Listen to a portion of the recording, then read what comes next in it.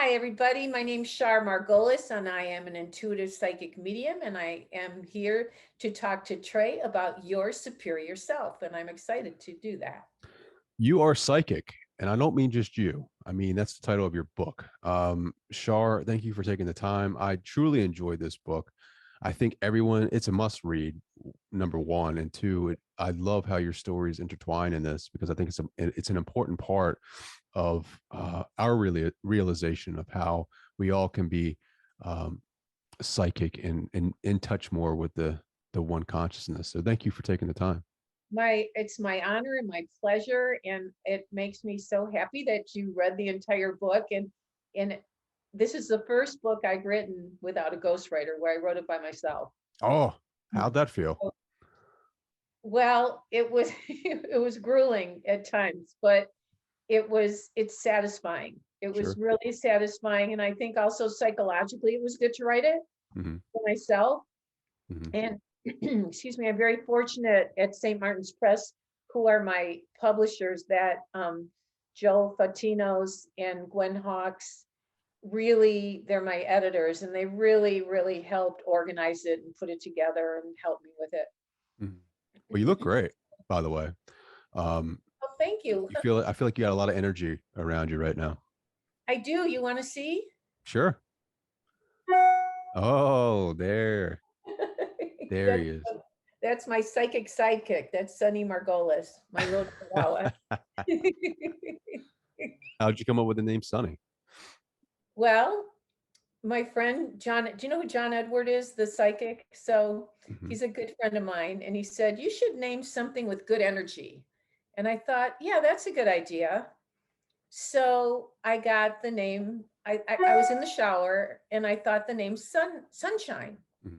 And my sisters came over that day when I got him, and my older sister said, why don't you call, she said, I was thinking about Sunshine. I said, so was I said, so we went, okay, his name is Sunny. So then I called John and I said, guess what? He says, what? I said, we've got the name. He goes, what? And I said, it's Sunny. And he starts laughing.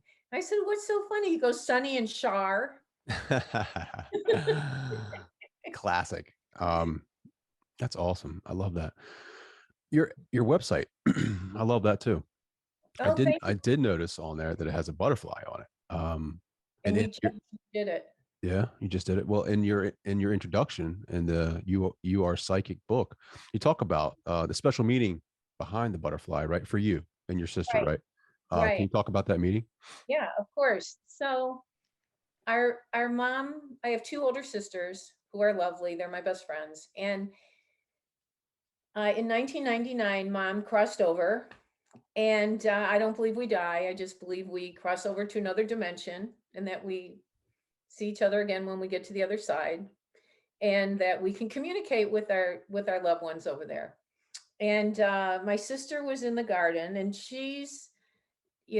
both of my sisters are intuitive, and she said, I was asking mom for a sign, and she said this butterfly kept flying around, and then it landed on me, and she said, Mom, that must be you. You're a butterfly. So about 6 months later, I was at Fryman Canyon in Los Angeles hiking by myself, and I did not have a cell phone then. They were just starting, and I I was going up the mountain. I said, Mom, if you're here, show me a sign.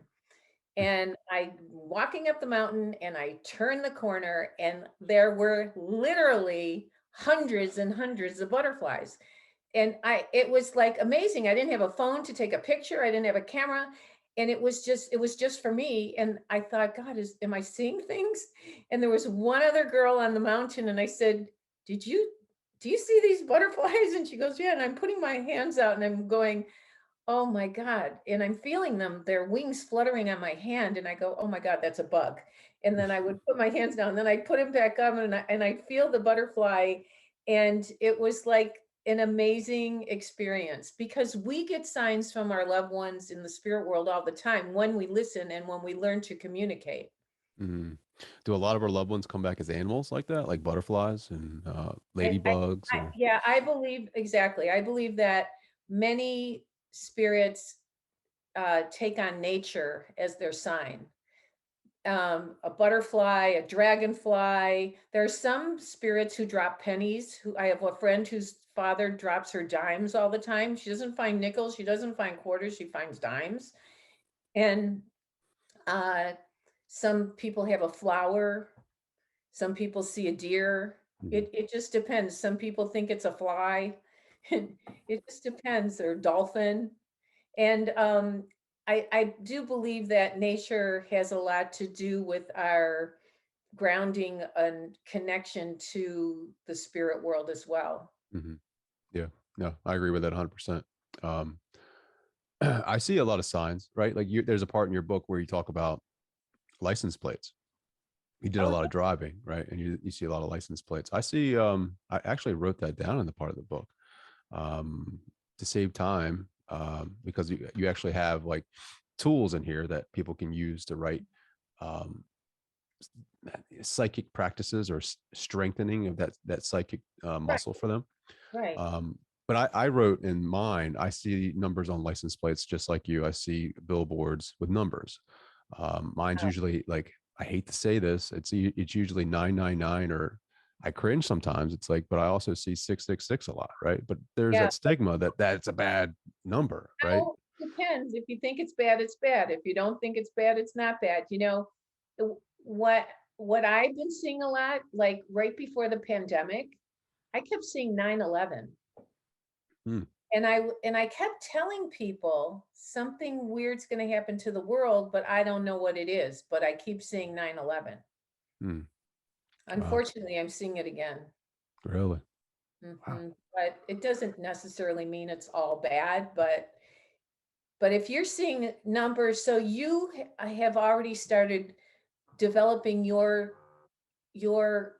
language with your spirit guides and your Hmm. in the spirits around you.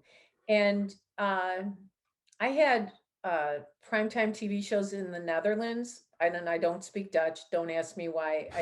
They kept asking me back, and I couldn't understand why. But I can read, and I can tell people. I hear phonetically, so I can get names and things. And I would always think, oh, they're never going to want me back next year. And they had me back there for like something like 10 seasons. Wow, So, but every year when I would ask, am I coming back? I'd see the same three initials on a license plate. And now whenever I see those, I know that something good's going to come up, that's something cool. positive. Like how long did it take you to realize that though, right? Because I feel like I'm asking a million questions, but I need to I focus on a love that couple. you ask questions. I love how inquisitive you are. I love your energy. I love how you want to develop your own intuition and keep Hmm. you're doing research about life and about energy. And I can tell, and it's exciting to talk to you because you're anxious about it, you're ambitious about it. It's great. Because I know it's there, Mhm. like there's there's a there's this conceptual idea or conceptual understanding of something, and then there's that experiential understanding. Right? I've had small you know experiential instances in my life with consciousness when I'm definitely trying, right? Like when I do like little experiments with consciousness or God, um, or the universe, like things are happening that like the numbers start popping up, right? Like, so it's just kind of like honing in on my skills and just really like practicing, strengthening those intuitive muscles. And what I love about your book is that it gives me more tools, right? And more stories and more inspiration to keep going down and really discovering that for myself. Well, my goal has always been to help people help themselves.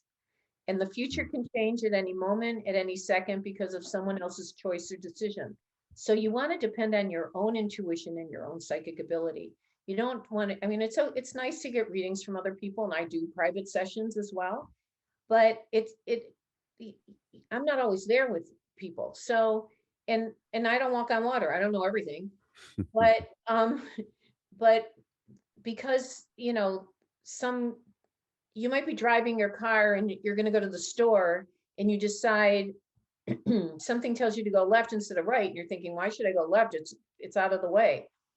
And then you go right, and then instead, because you don't listen, and you end up that, there's a car accident and everything's piled up and you can't turn around. Mhm. So, we're all intuitive, and I call it the 4 C's. You have to have the courage, the confidence, the commitment to conquer this. And conquering it is acting upon it. You can be in your busiest part of your day and something says to you, call your mother, call your best friend, call your child, call your sibling. And you're really busy, but you go, you know what? I'm going to take the time out. I'm going to call. And they go, oh my God, I needed you. Can you come over right now? I need to, 911 or whatever it is. Yeah. So, it's that part of acting upon it. Whenever and many times I've asked audiences, remember that time you wanted something? Maybe it was a business deal, maybe it was a romance, maybe it was a friendship, maybe it was an investment, and you go to do it and something says, don't do it. It doesn't feel right. But then you start talking to the person, you have things in common. Maybe there's a sexual attraction if it's a romance. And then you forget that first gut feeling and you encounter them and you get to know them, and time proves that you suffer the consequences. Yeah. So so that's why a lot of people learn and I say to the audience, how many people have had this where they didn't listen? They raise their hand and I go, how many people did listen and they prevented a problem? And then, some people raise their hand too, but that's, I think, our first psychic experience. And I call that psychic at random. Psychic at random. And then there's psychic on demand, which is what I do with my clients. I totally tune in, feel their energy, and read for them. Mhm. When did these abilities, like, when did you realize them, right? There's a cool well, I think it's cool, right? Like, it's cool reading it, but I don't know how cool it was in the moment to actually have some of the experiences, especially at a young age, as a little girl that you did. So when did you start experiencing these Well, no, when when I'm sorry, when I was 8 years old, our house had been broken into. We lived in a nice neighborhood in a suburb of Detroit. And I woke up in the middle of the night and there was a figure at the foot of my bed. It was a man in rags and I could see through him. And he had this pouch and he put his hand in his pouch and he sprinkled all these gold lights on me. And as they landed on me, they evaporated. Excuse me. And I pulled the covers over my head. I started pinching myself. I had black and blue marks the next morning. I was shaking, and I peeked and he was still there and the lights were coming down on me. And the closet in my bedroom had a little crawl space attic, and I thought, oh, the people who broke in our house were living in the crawl space attic. I didn't know what to think. And the next day I went, and my mom was in the kitchen making breakfast, and I said, mommy, the burglars were here again last night. And she said, oh no, honey, that was the Sandman. She didn't even skip a beat. And I said, the Sandman? Is there a Sandman? And there was an old time song called Mr. Sandman. Mhm. And I thought, oh, well, if there's a song by that name, I guess there maybe really are Sandman. There is a Sandman. So my parents were supportive. They never said, stop making up stories. My dad took me grocery shopping, and my mom would always look at the bill we would get home. And I said, mommy, that lady cheated us. And my mom looked at the bill and they overcharged us. And then 2 weeks later, my mom took me to lunch and the woman brought the bill. And I said, mommy, that lady cheated us. And so my mom looked at the bill and the woman overcharged us 10 cents. 10 cents at that time was more than 10, what we think 10 cents is now. But it, my parents never said, stop making up stories, stop trying to get attention. They literally like were supportive and understood it because my dad was very intuitive. Mhm. So how long after the Sandman did you start seeing, like, past loved ones or people that Okay, might well, have? what happened was I I was frightened and I was afraid to be alone at night. And my sisters or my mom had to stand in the doorway of my bedroom till I fell asleep at night, or my dad, because I was afraid I was going to see things. It was fear based for me. I didn't understand it, and I went to my sisters. Both were married at a young age, and they were out of the house by the time I was 11 because they're 9 and 13 years older than I am. And I went to summer camp so I wouldn't be alone. I ended up getting married when I was about 20. I ran the camp when I was 18. I was the head counselor. And when I was like 21, I got married, and I didn't understand this stuff, but I was involved in with a group of people in a community theater, as I was also going to college at the same time. And there was a woman there who said, "I'm going to a seance. Hmm. Do you want to come?" And I said, "What's that?" And she said, "Well, we talked to a dead Indian." And I said, "What?" And she goes, "Yeah." And I thought, "Oh my God, I got to go do this."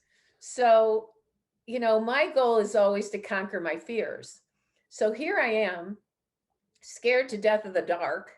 And I go to the inner city of Detroit, which isn't safe anyway. The neighborhood wasn't. And, but I always love an adventure. I still do.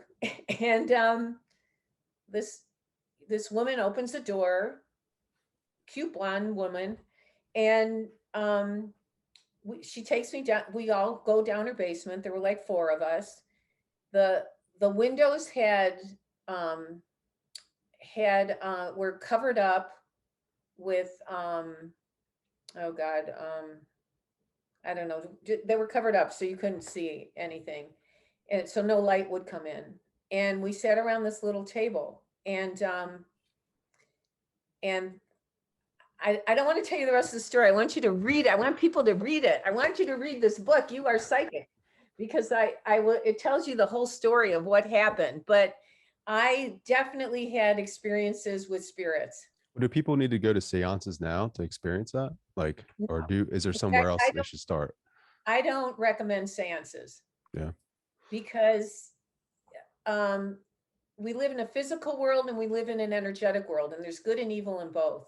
And a lot of dark energies try to get into seances, and trickster energies. Hmm. So you have to be very careful. If someone's leading it, you better really know who they are and what's going on. Sure. And so it's like Ouija boards.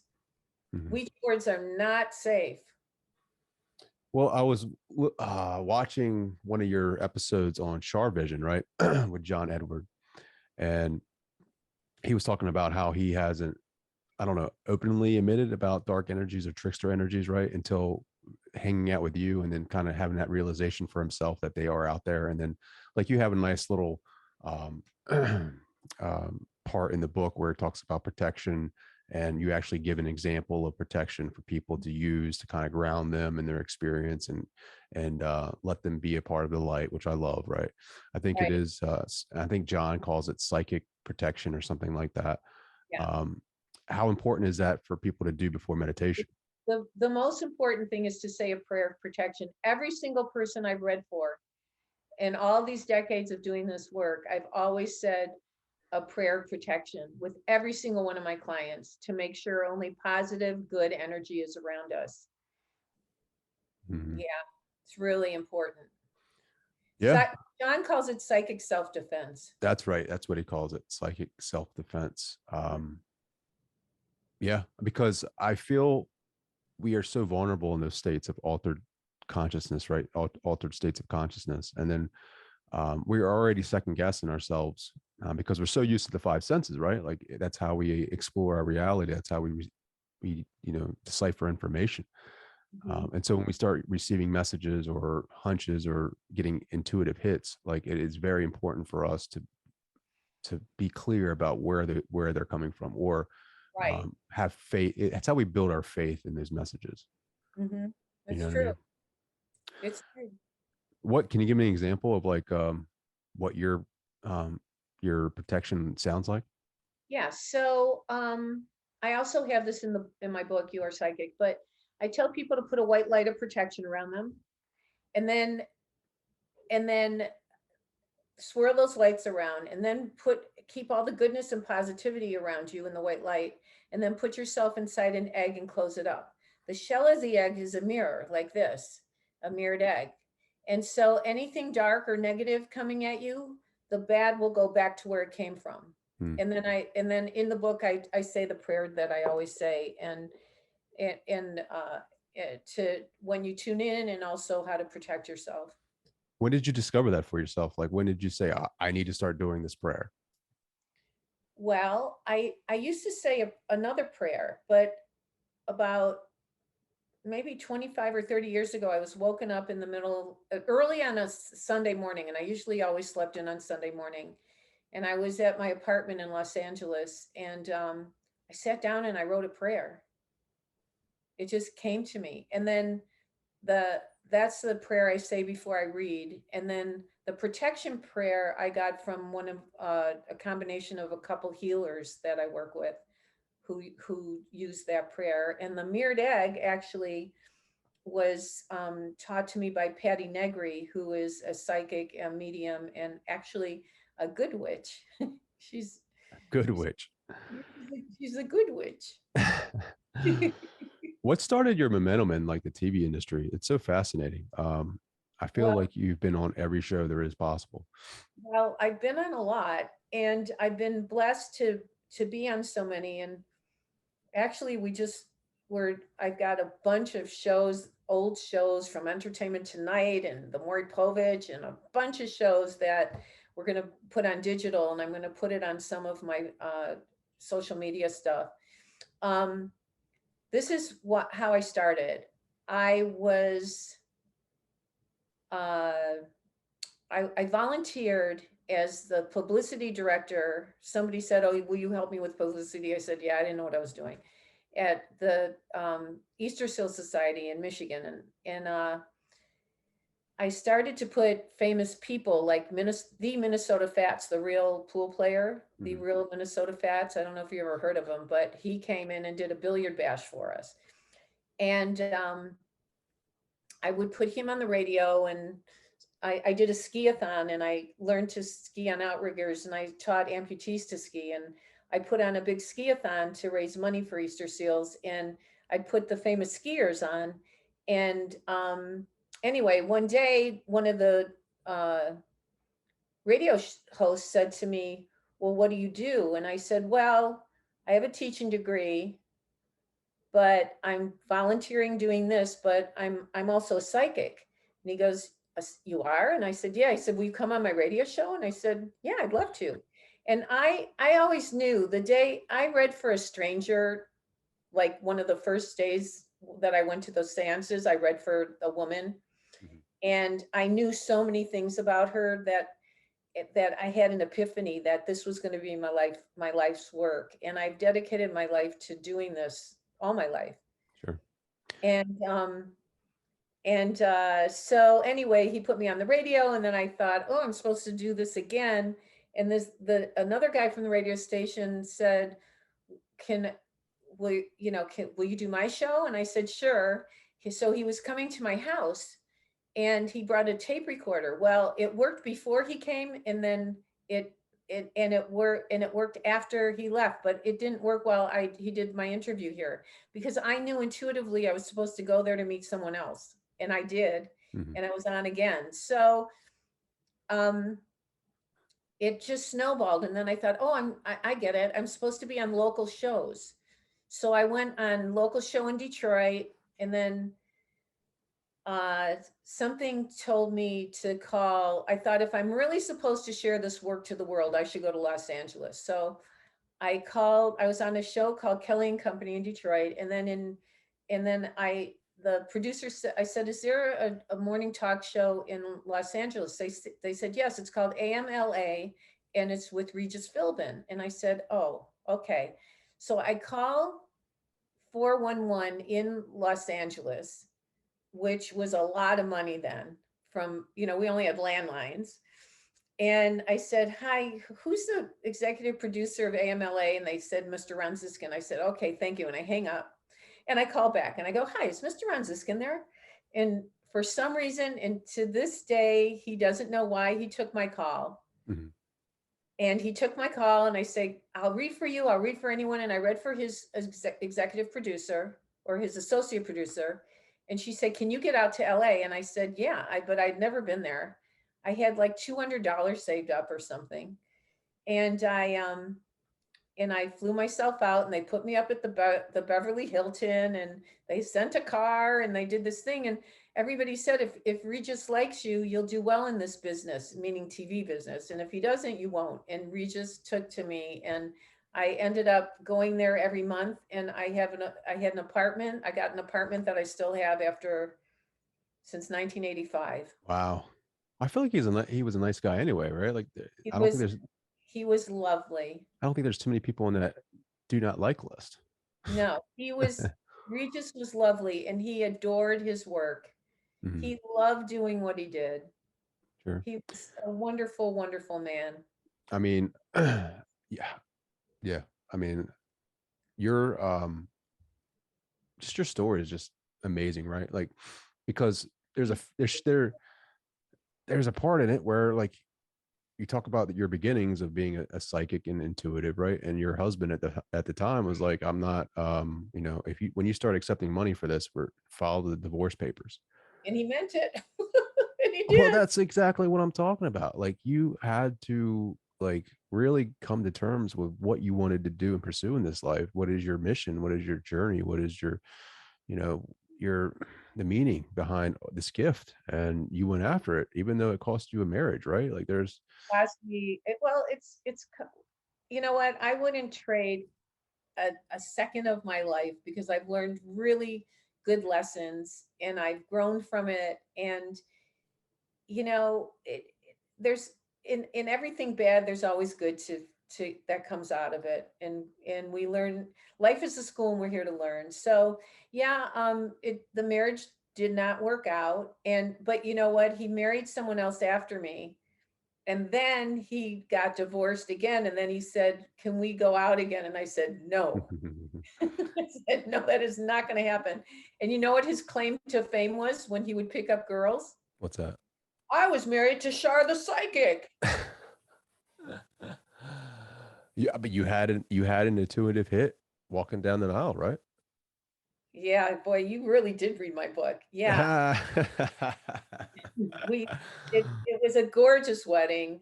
My parents went all out. My teachers were there, my friends were there. And I remember, I the it was a big sanctuary with pillars, and the door opens, and here comes the bride starts playing, and I see my adoring father standing there waiting for me. He was halfway down the aisle, and then I was walking to him. And before I got to him, I'm thinking, "Oh my God, this marriage isn't going to work." And I'm seeing this man that I adore and love, that I want to marry, and I'm seeing my dad, and it was a beautiful, wonderful time. And I and to erase that thought in my head, I started skipping down the aisle. And at that time, no one danced down the aisle or skipped down the aisle or anything. And everyone goes, "Oh, there goes, my real name's Charlene. Oh, there goes Charlene," because I was always like the class clown. So it was one of my first premonitions. And what a way to get a premonition. I mean, what do you do at that point, right? Like it's I mean, you're there, right? I mean, I think I feel like you did what a lot of people would have done anyway, right? Like, I mean, that's last minute. Yeah, I mean, I wasn't going to turn around. And you know what? The marriage was okay for the first year or two. It was okay. It was fun. That's the importance, right? Like, let's talk about um intuition, like listening to this gut feelings, right? Mm. Like, um, should we heed their warnings? I think we should heed the warnings, but also I think some things we have to experience, because if I was going to get that gut feeling before the wedding, then maybe I would not have gotten married, or maybe I would have. I don't know. I didn't understand my intuition then. I didn't understand that I had this gift and ability. But I think I was supposed to karmically marry him because we had unfinished business from past lives. Mm, And I think past lives. that's why I think it happened right before I was saying my vows. Wow. And so I really think I was supposed to be with him, live some of my life with him, share things with him. And we had some fun things that we did. And so it would, I mean, it turned out bad in the end, but, and, he wasn't very nice at the end, but that's okay because I learned some lessons. And Yeah. I wouldn't trade a second of my life for anything or anyone. And, I'm gonna be 71 soon, in a couple weeks. Wow. So how long have you been doing the work? Like 50 years. 40, 50 years? Mhm. Wow. Phew. That's why you need to pick this book up, because there's so much experience in this, so much life experience and Thank you. trials and tribulations, and I just love it. There's actually a part in this book that I really enjoyed. Talks about near death experiences, and there's a couple of questions in there that I actually stole from you, because I wanted to ask you them. Uh-huh. What can near death experiences teach us about our lives?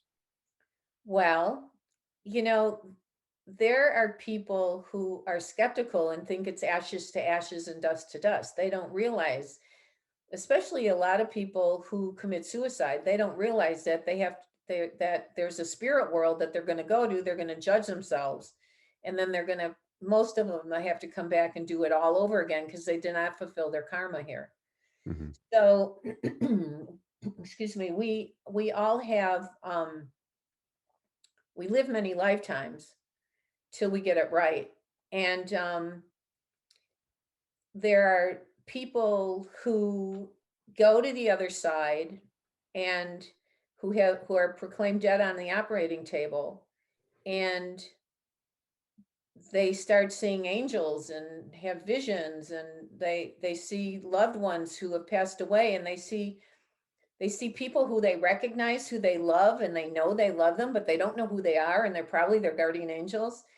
But then they get the person's heart beating again, and their ethereal body, which is their spirit body, goes back into their physical body, and they come back and talk about it. And there's one story that I don't even think I wrote in the book, about a woman who floated up during her near death experience. Her heart stopped. She was on an operating table. She went up to the light fixture and looked at the little numbers on the light fixture and memorized them, Hmm. and then came back and told, and she said, "Oh yeah, and you were the one who was pumping my heart, and you were the one that was standing over to my right, and you were," and there's no way she could have known all that. So there's hundreds and hundreds of stories of people who have died, literally died, their bodies, their heart stops, and they come back and they talk about their loved ones and what's going on. And a lot of people do not want to come back to the earth. Hmm. They Because it's love it because it's too so tough. much. Huh? Because it's too tough. Yeah, well, there's one lady that I wrote about, and I think her daughter's name was Deanna, and she had a near death experience, and it was euphoric, and you don't even like see color. You almost become color. So the reds are redder, the blues are bluer, the greens are magnificent, the yellows are vibrant, and you become them. And music, you become music. You don't just hear music, you become vibrational music and beautiful notes. and and this woman was having the best time in heaven, and she saw, I don't know if she saw her mother or her guardian angel, and they said, "You have to go back, your daughter Deanna needs you." And she goes, "No, no, no, no, no, no, I don't want to go back, I don't want to go back. She'll figure it out, she'll figure it out." And they go, "No, we're sending you back. You'll be back here again one day, but you've got to go back to your daughter. Deanna needs you." And boom, she's back in her body. And boom, she wouldn't talk to her daughter for 6 weeks. Wow. She was Wow. so pissed off. She was so mad at her. uh, does everyone have angel guides? Yeah, everybody has guardian angels and spirit guides. Sure. So have you ever asked the question about like the hierarchy? Is there a hierarchy like of archangels, angel guides, spirit guides? I do believe that. I know a lot of people feel that that the like that they're the archangels are their Archangel Michael and are their guides, and I think they probably are. And some people see Christ, and some people see the Virgin Mary, and everybody has a different connection with who they feel and what they feel is protecting them. I know that I have a spirit guide who's that I got right away, and I knew he was a Native American, and I knew his name was White Feather. And literally, I was once going when Regis went to New York and I went to New York to be on the show. We were literally walking in a snowstorm, and a white feather flew in front of us, and he saw it, and he believed in what and we'd be on the set on television, and a white feather would float around while we're being interviewed. That's awesome. It's That's crazy. awesome. And Can, the truth is, some people see white feathers as their symbol. hmm, how do we communicate with them, right? Like, I do believe we have angels. I do believe we have spirit guides. How do you teach people to communicate with them? Well, start talking to them and ask them questions and say, well, what does this mean, and can you give me a sign? And it's like your license plate and your number thing that you get. Mhm. You're starting a language with the spirit guides around you, and as you get older and the more you use it, it's like a muscle. The stronger it gets, the more proof you'll have and the more signs you'll get. And uh it's like I've asked for signs where I look outside and there's a beautiful rainbow, and it just brightens my day and says, don't worry, everything's going to be okay. Mhm. But I believe it and I know it. I don't doubt it. I've never doubted that there's a spirit world, not 1 second in my whole life. Yeah. Well, do your communications, right? Like, do you see your spirit guides, or is it just kind of like a voice or thought? I know what my guides look like, and I feel when their energy is with me. Hmm. But we have an inner band of 7 and an outer band of 7 guides. So we have a lot of guides. And then sometimes we're lone guides. Like, I feel like when I wrote my book, they loaned some writing guide to me. I don't know who, Mhm. but at one point, I'm not saying it was him, but at one point, my ex-husband and I had a home in northern Michigan on Hemingway Point. So, but I don't think it was Hemingway because I don't like to drink. So I don't know who it is, but I know that there was a spirit guide that was kind of guided to me because it kind of flowed the the the thoughts just floated through Mhm. me. Mhm. What do your readings look like? Like, what makes you different than some most intuitives or Well, mediums? usually I'm able to get an initial or name. I usually get the name of people around people and situations around them that I couldn't know about, and to give validation, to give verification. I'm kind of like the conduit between them and their guides, and also their loved ones. And like today, like every reading's different. Like today, there was a woman who her mirror her she has a life partner, and they've been together 14 years, and it's not doing that well. They're not doing that well, and they need to work on it. And we need to go to therapy. We need to communicate. We need to work on ourselves. It's hard enough being with someone else as being alone. We have to learn to work on who we are as human beings with compassion. Mhm. And then sometimes I'll pick up on someone and all they want me to do is connect with their husband who passed away. And we'll have a whole conversation about the beautiful messages that he's bringing her, and but specific things, like he says you wear the plaid shirt that he wore all the time to bed, and or things like that, like specifics that are real. And the more open the people are, the more the messages flow Mhm. and come through. What what do you feel like when you're having these communications, when you're receiving these messages, and um, especially when you have like a pretty significant like message come through that validates for the other person about life on the other side? What do I do? Like, what do you, how do you feel? Like, what does that make you feel like I when you I help them? I can't even explain how uh peaceful it makes me feel and how happy it makes me feel that I'm helping other people, because I truly enjoy healing and helping others. But when I give the message, I kind of like I'm not all there. So I try not to think about what I just said. I just try to get to the next message and the next message and the next message. And then when it's all over, I go and they say, "Wow, that was great," or "Thank you so much," or whatever, "You made my day. You brought peace to me." And then I feel happy Mhm.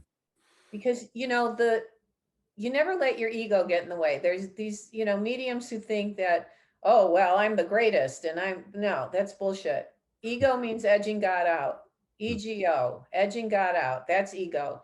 And as soon as an ego will get in the way, it'll screw you up royally.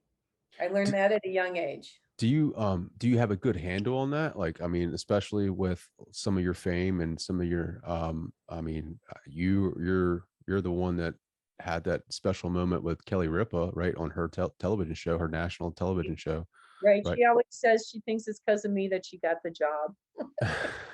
But I mean, that's significant, right? Like that's a huge moment for you in your career. How It do you not let your ego get in the way? Because ego means edging God out. Mm, because because my mission in life is to get the work out and to help people understand about their own intuition and to read for people and help them prevent problems and attain goals in their lives, because it's not about me, it's about the work. mm. I and love that. i'm and I'm just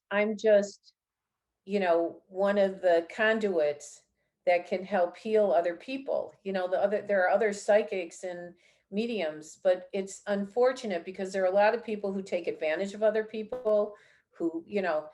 By the way, I will not DM anybody because there are, fraud people saying that they're me on Instagram and asking for money and whatever. I will never ask for money. I will never DM you. And I actually do readings on Char Vision, my podcast on Friday nights that people can call into. And I'm also on TikTok. Mm. I my younger friends got me on TikTok and it's fun. Like John Edward and Jonathan Lewis, and like it's I love TikTok. That's awesome. Yeah. Well, well, you have said, right? Like, I feel like this newer generation, they're more intuitive, right? Like they're plugged in a little bit more. I feel Yeah, like, and I also think that they're born with, like, I think I had to work much harder than some of them have to work because they're born with a natural ability.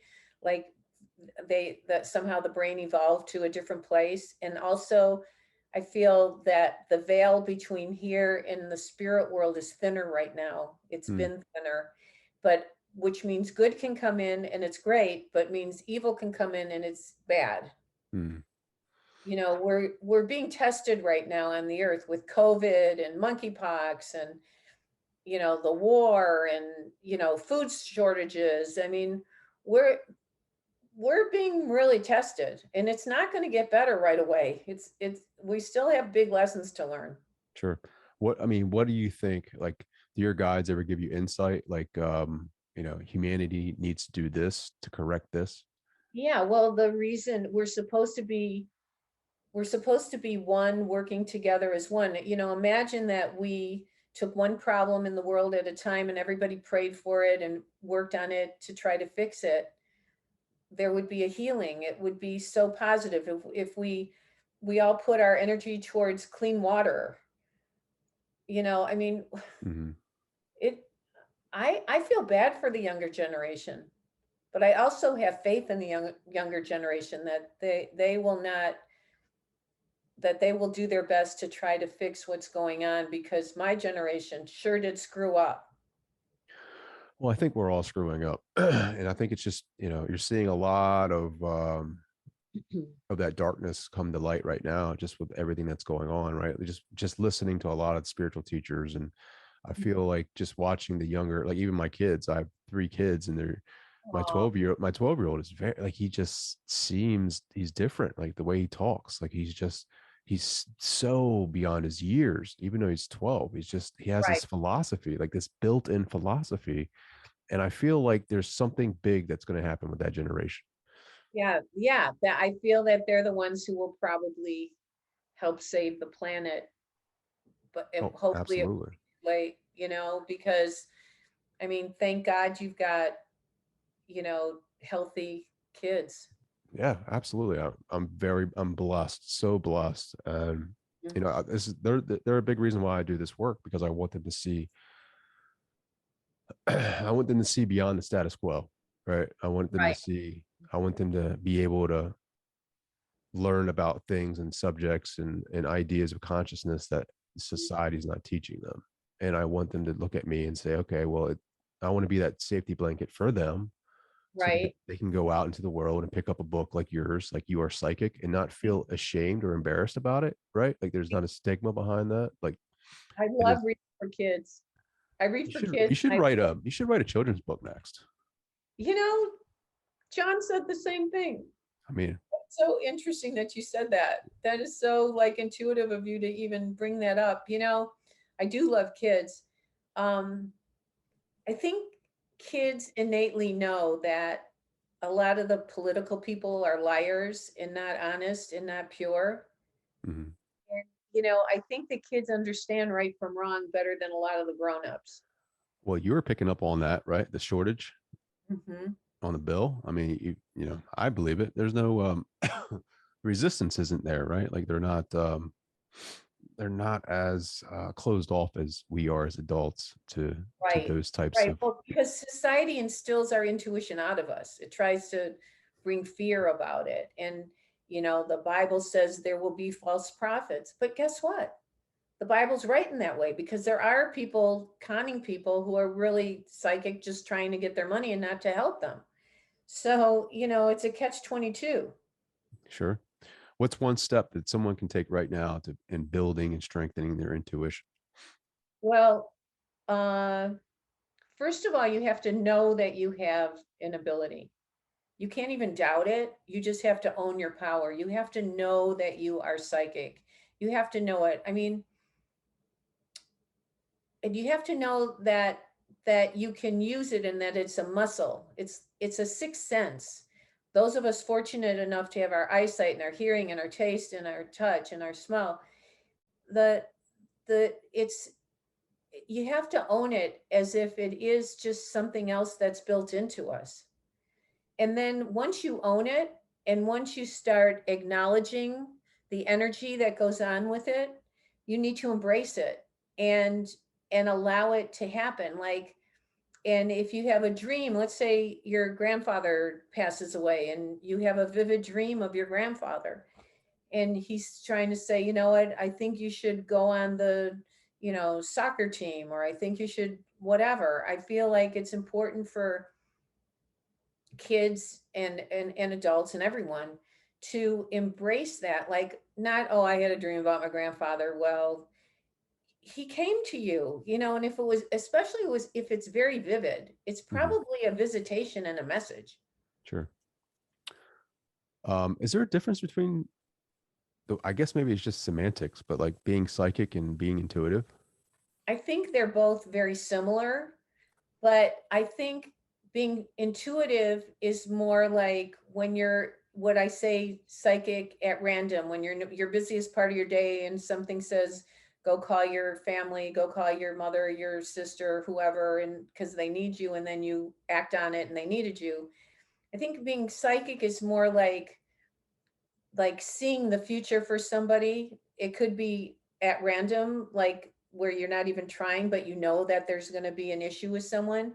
Mhm. Or where with what I do and what I teach people to do is feel people's energy and tell them the things that they see around them.